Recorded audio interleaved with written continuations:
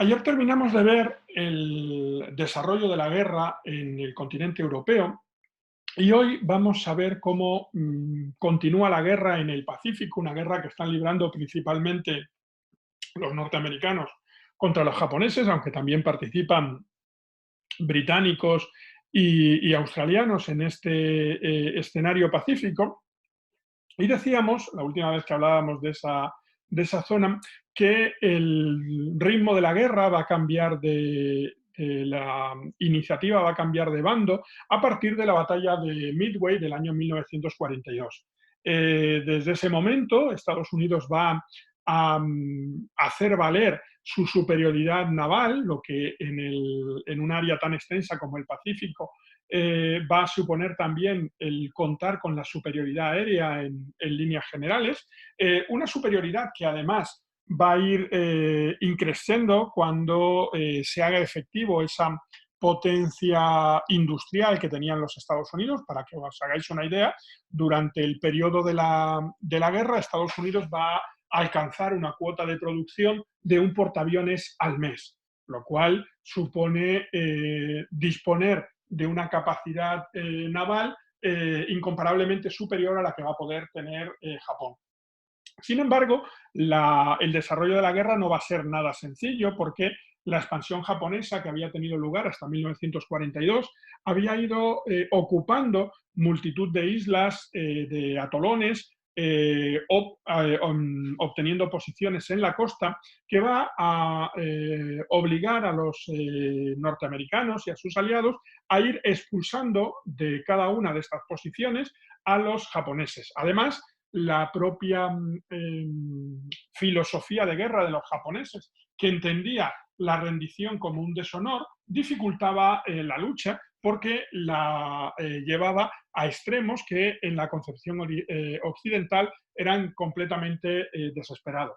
Ya conocéis que es una de las características que ha pasado en la guerra, que algunos soldados japoneses van a permanecer ocultos en la selva durante decenas de años, hasta los años 70, considerando que la guerra no había terminado, nadie se había ocupado de esa posición y ese ejemplo es, pues eso, una muestra de las dificultades que van a tener en cuanto a la capacidad de resistencia de los japoneses. En el periodo se va a ir progresivamente en los años 1943-1944, en batallas como la de Guadalcanal o la batalla de las Marianas, que va a acabar con gran parte del poderío naval japonés, con la destrucción del acorazado Yamato, el barco de guerra más grande del momento. Y en 1945 se inicia la toma del territorio nacional de Japón. Es decir, hasta este momento la guerra se había librado en gran medida en territorios que Japón había conquistado.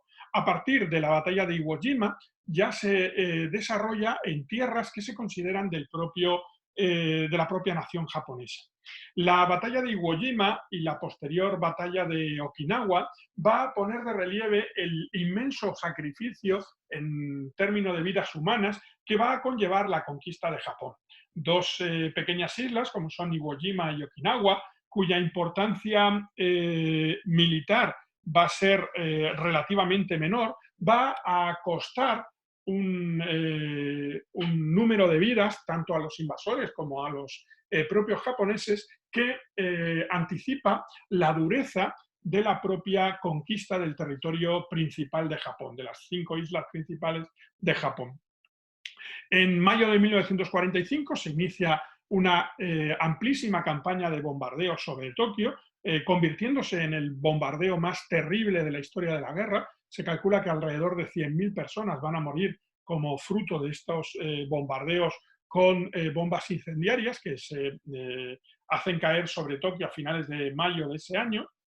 Y en agosto se utiliza por primera vez la bomba atómica, una bomba atómica que se empleará sobre la ciudad japonesa de Hiroshima el día 6 de agosto de 1945 y 3 días más tarde se empleará la segunda bomba atómica. Estas circunstancias van a precipitar la rendición de Japón, que finalmente se firma el 2 de septiembre de 1945. Aquí veis imágenes de la batalla de las Marianas, que como digo va a poner fin prácticamente a la capacidad de resistencia naval de la Armada japonesa, y aquí veis el ataque sobre el acorazado Yamato, que era el barco de guerra más grande que surcaba los mares en 1944 y que va a ser hundido en esta batalla. Esta que veis es la isla de Iwo Jima, una isla volcánica con una elevación, el cono del volcán que veis en primer plano, y una estructura plana que en el resto de la isla, que se considera territorio ya del archipiélago japonés.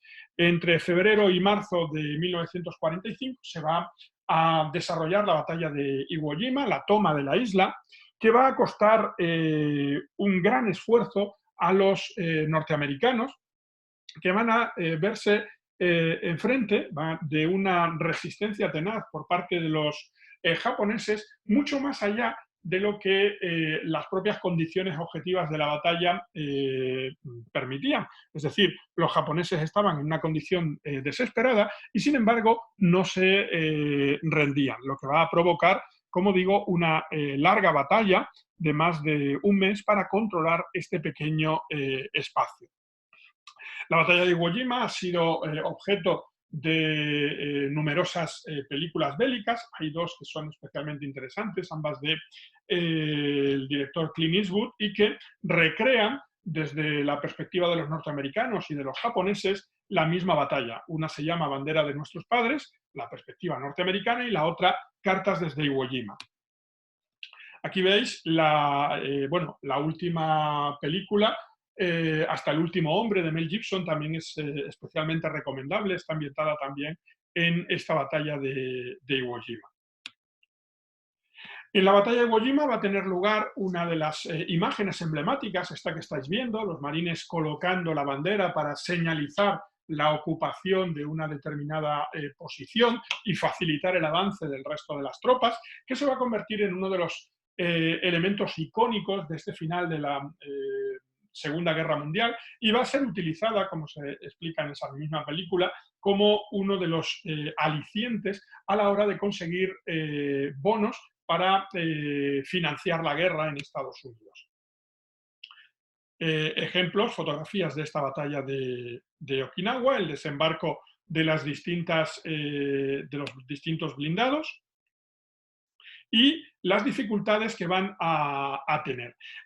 Las imágenes que estáis viendo corresponden a los bombarderos B-26 que van a lanzar bombas incendiarias sobre la ciudad de Tokio el 26 de mayo de 1945, en lo que va a ser un ejemplo de bombardeo terrorista, en tanto que afecta a la totalidad de la población, no tanto a un objetivo militar concreto, y que va a dejar un saldo aterrador, siendo el bombardeo más costoso en términos de vidas humanas de toda la Segunda Guerra Mundial y de toda la historia, con más de 100.000 muertos consecuencia de las explosiones incendiarias.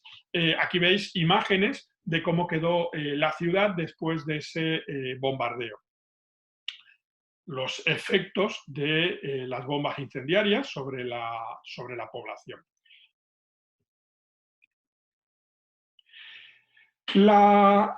El final de la Segunda Guerra Mundial está relacionado íntimamente con el desarrollo del programa atómico. En los años 40, Estados Unidos, en plena guerra, va a poner en marcha un programa secreto conocido como Proyecto Manhattan, al que impulsa, entre otros, el premio Nobel Albert Einstein, que escribe varias cartas al presidente Roosevelt animándolo en la creencia de que Alemania estaría investigando, lo cual era verdad, la utilización de la energía atómica como arma, y se reúne en Los Álamos un equipo bajo la dirección científica de Oppenheimer que va a resolver los problemas que conlleva la utilización de la energía atómica y va a concentrarlo en una bomba.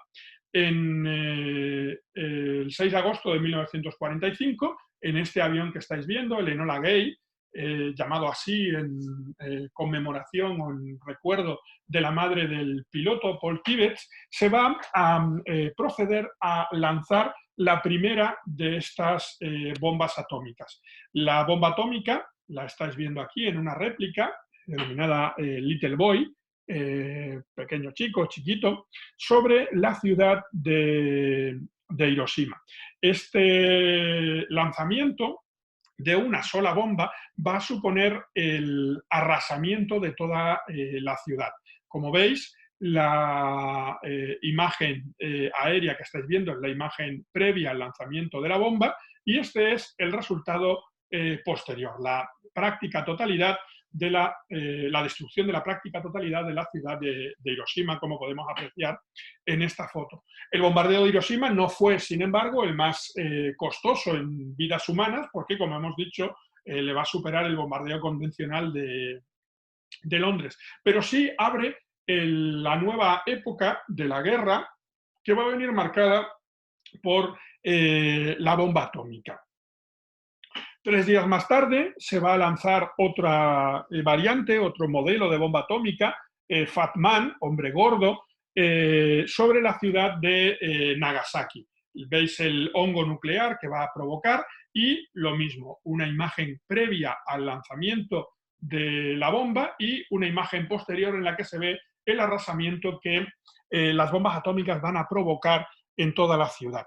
La creencia de que estos bombardeos masivos, tanto los convencionales como de bombas atómicas, Estados Unidos en ese momento solo tenía 2 bombas atómicas, pero había demostrado su capacidad de fabricarla y en gran medida no solo lo había demostrado de cara a Japón, sino también hacia la propia Unión Soviética, una Unión Soviética que solo va a entrar en la guerra en el Pacífico a partir de mayo del 45, cuando ya prácticamente está terminada y que va a aprovechar esta circunstancia para ocupar Corea del Norte, algo que tendrá repercusiones en la inmediata posguerra.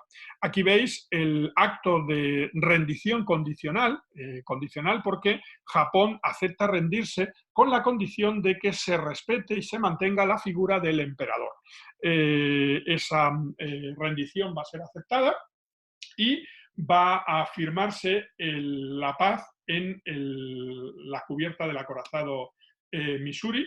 Aquí veis una foto del general MacArthur, el general norteamericano al frente de las tropas en el Pacífico, y del emperador japonés Hirohito. La Segunda Guerra Mundial va a dejar un saldo y unas consecuencias muy importantes en el desarrollo posterior del mundo. Evidentemente, lo primero que nos viene a la mente cuando hablamos de una guerra es el número de víctimas mortales y se calcula que entre 60 y 80 millones de seres humanos van a perder la vida como consecuencia de los bombardeos, de las batallas, del propio conflicto. Además de esos 80 o 60 millones de muertos, hay una realidad que había sido inconcebible hasta la Segunda Guerra Mundial, que es el Holocausto, una realidad que va a dejar el saldo de más de 6 millones de judíos muertos, junto con miembros de otros colectivos, como podrían ser gitanos, testigos de Jehová, homosexuales, etcétera, que van a ser perseguidos y sometidos a una industria de la muerte, a una auténtica fábrica de muerte en distintos campos de exterminio. Por otra parte, el espacio donde se va a desarrollar la guerra mundial, especialmente el continente europeo, pero también el asiático, va a verse completamente arrasado, dejando después de la guerra un saldo de destrucción de todo tipo de infraestructuras, tanto industriales como de comunicaciones, que va a dificultar la recuperación, la vuelta a la normalidad, la paz y generalizándose el hambre. Y En sucesivas reuniones que van a tener los líderes de los principales países aliados, la primera en 1943 en Teherán y que buscará abrir un segundo frente en Europa, y las siguientes a pocos días de la rendición de Alemania o incluso ya acabada la guerra, en Yalta y Potsdam, en 1945, van a marcar un nuevo mapa mundial y van a poner las bases de lo que va a ser el mundo posterior a la Segunda Guerra Mundial. En pérdidas humanas, el país más castigado va a ser sin duda la Unión Soviética, que va a perder más de 20 millones de vidas, tanto como consecuencia de las propias batallas, de la crudeza con la que la guerra se manifiesta en la zona oriental, como por los resultados del propio avance del ejército alemán sobre el territorio soviético. En términos relativos, en relación a su población, el país más castigado va a ser sin duda Polonia, cuya ocupación dio origen al inicio de la guerra y que paradójicamente va a verse perjudicado en el final de la guerra. Polonia va a cambiar de la ocupación de un totalitarismo, el totalitarismo nazi, a la ocupación de otro, el totalitarismo soviético, y únicamente a partir de 1989 podrá hacerse cargo plenamente de sus destinos. Alemania va a perder 5,5 millones de hombres, y otras naciones, Francia, Gran Bretaña, Italia o Estados Unidos, van a tener unas pérdidas muy importantes, pero muy alejadas del sufrimiento de estos países. A modo de ejemplo, para que os hagáis una idea, los Estados Unidos, en los distintos escenarios en los que participan, van a perder 300.000 vidas de soldados, una cifra semejante, por ejemplo, al número de víctimas que se calcula para la Guerra Civil Española. El Holocausto es otra de las herencias que ha dejado esta Segunda Guerra Mundial, o lo que es lo mismo, la constatación de que el ser humano es capaz de diseñar todo un programa de exterminio, de genocidio, aplicando todas las potencialidades de la industria moderna para algo tan terrible como asesinar a seres humanos. Esto que estáis viendo son las principales rutas de dirección de los campos de concentración situados en todos los territorios aliados u ocupados por las fuerzas del eje, que se dirigían por vías de ferrocarril hacia estos lugares marcados con calaveras que indican los principales campos de exterminio. El principal de todos, donde confluyen las flechas, va a ser Auschwitz, en la frontera sur de Polonia, y que va a ver la muerte de alrededor de 2 millones de personas. Las las estrellas de David van a indicar el establecimiento de guetos, esto es, de encierros, de barrios donde los judíos son encerrados y viven también en condiciones lamentables. Los aliados, una vez que van liberando estos campos, por lo menos en la zona occidental, van a obligar a los alemanes a ser conscientes del horror que estaba teniendo lugar enfrente de sus ojos. Esta es la visita al campo de Nordhausen en abril de 1945. Y estos son ejemplos de esa actividad, los anillos de boda, que se desprendían de los cadáveres de los judíos asesinados antes de que estos fuesen incinerados. Pensad que cada uno de esos anillos es la vida de una persona que primero fue gaseado y posteriormente incinerado. Vamos a ver ahora un fragmento de la película que os comenté ayer, titulada en España Vencedores y Vencidos. El título original es Los Juicios de Nuremberg, que recoge o recrea una de estos juicios a en este caso los jueces que pusieron en marcha y aplicaron la legislación nazi durante el dominio del Partido Nacional Socialista desde 1933.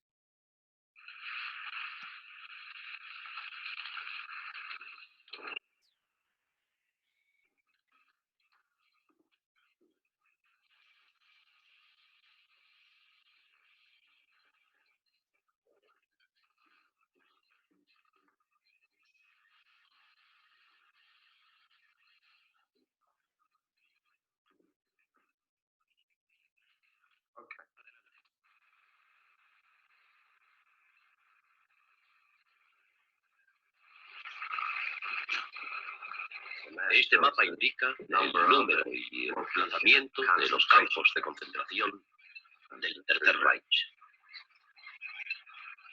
El de Buchenwald fue instalado en 1933. Se hallaban en él unos 80.000 prisioneros. En Buchenwald tenían un lema: destrozar el cuerpo, destrozar el espíritu, destrozar el corazón. Estos son los hornos de Buchenwald, prueba de los últimos esfuerzos para deshacerse de los cuerpos. Los hornos los fabricaba una conocida firma, especializada también en hornos de panadería. El nombre de la misma es claramente visible. Un oficial aliado montó una exposición de cuanto se halló en Buchenwald para que pudieran verlo más gentes de los pueblos vecinos. Cepillos y brochas de afeitar, zapatos de adultos y niños, gafas, dientes de oro que eran fundidos y enviados una vez al mes al departamento médico de las Waffen-SS, pantallas hechas de piel humana. La piel humana se utilizaba para dibujar en ellas. Algunos dibujos eran de naturaleza obscena. Las cabezas de dos obreros polacos, reducidas a un quinto de su tamaño normal. Una pelvis humana empleada como cericera. Niños a los que habían tatuado marcándolos para su posible exterminación. A veces eran clementes con los niños. Les inyectaban morfina para que estuvieran inconscientes al ser ahorcados.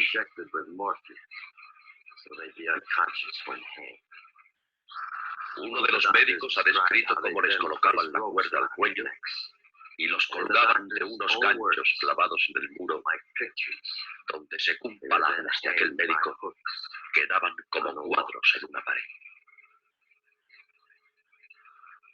Los cuerpos de los que llegaban en vagones, sin comida, sin aire, y no sobrevivían al viaje hasta Dachau. Centenares de prisioneros se utilizaban como conejillos de indias en atroces experimentos clínicos.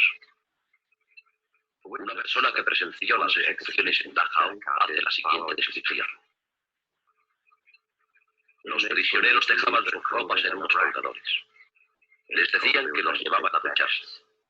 Cuando estaban dentro cerraban las puertas. El gas venenoso ciclón B contenido en latas se lanzaba a través de unos orificios practicados a tal efecto. Se les oía gritar y llorar allí dentro. Al cabo de unos 3 minutos, todo quedaba en silencio.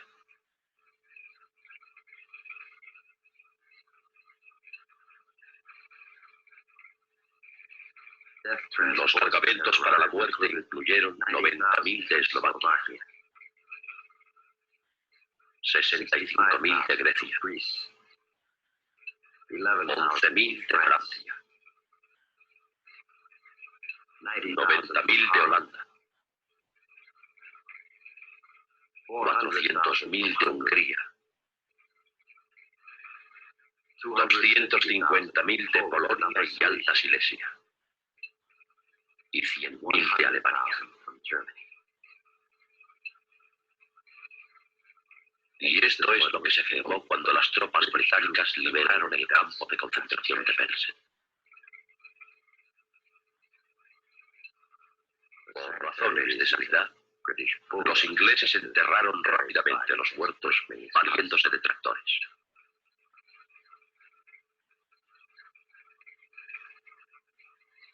Aquellos muertos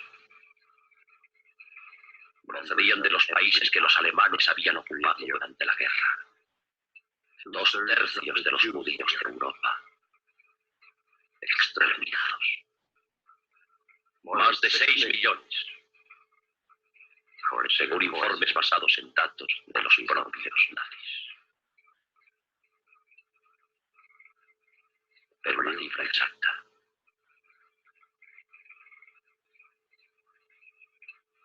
nadie la sabe.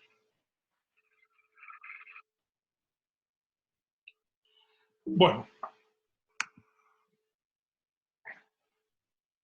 el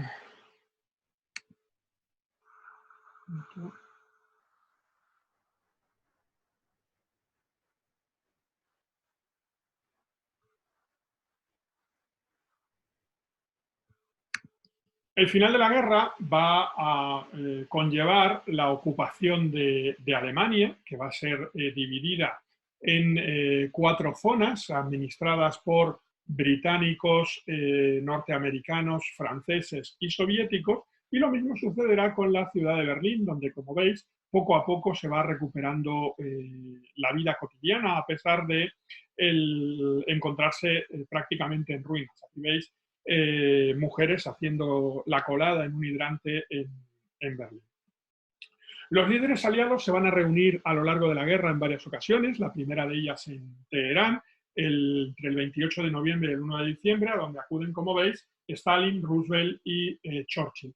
El objeto de esta reunión es principalmente establecer la necesidad de impulsar ese segundo frente en Occidente. Como veis en el punto 4, la operación Overlord, lo que luego será el desembarco de Normandía, se desencadenará en mayo de 1944. Va a ser finalmente en junio de ese año. En febrero del 45, a pocas semanas de la rendición de Alemania, vuelven a encontrarse en la ciudad soviética de Yalta, donde acuden tanto Churchill como un ya muy debilitado Roosevelt, morirá a las pocas semanas, y van a sentar las bases de lo que va a ser luego el mundo posterior a la Segunda Guerra Mundial.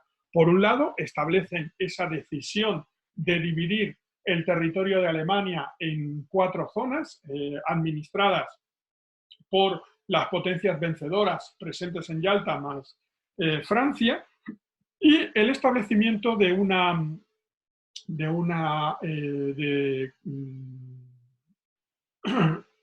tribunal para juzgar a los grandes criminales de guerra. Alemania, como veis, va a quedar dividida en 4 zonas, perdiendo gran parte de su territorio. Berlín, la capital, también será administrada por las 4 potencias, y el territorio de Polonia, país cuya integridad territorial había iniciado la guerra, va a ser reorganizado para que la Unión Soviética, por un lado, gane una gran parte de territorio a costa de los antiguos estados bálticos, Estonia, Letonia, Lituania, que desaparecen, territorios de Moldavia o de Polonia que se integran en la Unión Soviética. Polonia pierde territorios al este en beneficio de la Unión Soviética y va a ampliar su territorio hacia el oeste en detrimento de Alemania, que queda reducida a las fronteras actuales. En la conferencia de Yalta también se impulsa la creación de la Organización de Naciones Unidas, que hará efectiva tras la conferencia de San Francisco en Estados Unidos, para darle la estructura que va a presentar desde ese momento. Después de la guerra, en Potsdam, ya en Alemania, vuelven a reunirse los líderes de las tres potencias para fijar las características del mundo de la posguerra. Como veis, la foto ha cambiado. Churchill ha perdido las elecciones para ser primer ministro y ha sido sustituido por Attlee, que es el personaje que veis en la izquierda, mientras que Harry Truman, vicepresidente de Roosevelt, ha asumido la presidencia de los Estados Unidos, en el centro de la fotografía. Bueno, con esto terminamos de ver la Segunda Guerra Mundial. La semana que viene empezaremos a ver la Guerra Fría y retomaremos algunas de las características de este mundo que están creando en estas reuniones en Yalta y en Potsdam para iniciar nuestro